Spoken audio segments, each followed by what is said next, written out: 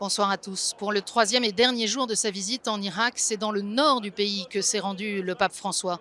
On se souvient de l'effroi du 6 août 2014 lorsque l'on apprit que Daesh avait envahi la plaine de Ninive.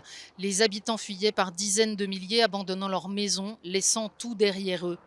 2 ans et demi plus tard, la plaine de Ninive a été libérée, puis Mossoul. Et c'est à Mossoul, cette ville martyrisée, que le pape François est allé prier ce matin.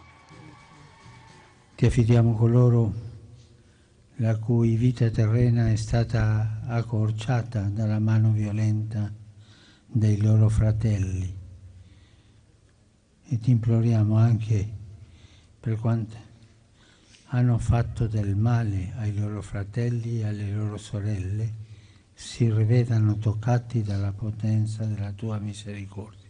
À Karakosh, la plus grande ville chrétienne du pays, comme dans les villes et les villages voisins, la furie barbare de Daesh s'est déchaînée. Églises brûlées, croix abattues, statues décapitées. Pourtant, aujourd'hui, près de la moitié des habitants de Karakosh est revenu, bien décidé à contribuer à l'avenir du pays. Ces cloches que Daesh voulait faire taire sonnent à nouveau. Ces chrétiens que Daesh voulait voir disparaître sont encore là. C'est un petit reste, c'est vrai, mais bien déterminés à participer à la construction d'un avenir pour ce pays. Leur victoire sur Daesh, ça n'est pas la vengeance, c'est le pardon. It's not like I feel like it's not something I can decide about.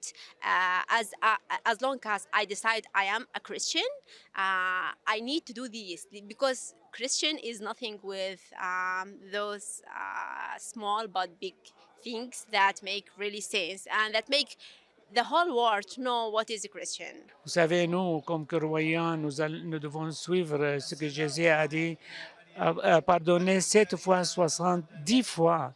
Et cela va aussi toucher les musulmans qui ont cette mentalité de vengeance, qui est un peu sacrée. Mais chez nous, le sacré, c'est le pardon et la réconciliation.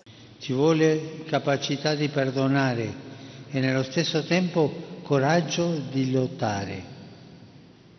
So che questo è molto difficile, ma crediamo che Dio può portare la pace in questa terra. Noi confidiamo in Lui e insieme a tutte le persone di buona volontà diciamo no al terrorismo e alla strumentalizzazione della religione. C'est avec une émotion indescriptible que les habitants de Karakosh ont accueilli le pape François, lequel est allé prier ensuite l'Angélus dans la cathédrale Al-Tahira, juste reconstruite. Ils sont infiniment reconnaissants à François d'avoir entrepris ce voyage malgré les risques et les difficultés. Le pape qui est allé ensuite l'après-midi célébrer la messe à Erbil, la seule grand-messe de ce voyage. Il faut se souvenir qu'Erbil, la capitale de la région autonome du Kurdistan irakien, a accueilli pendant les années noires des dizaines de milliers de réfugiés.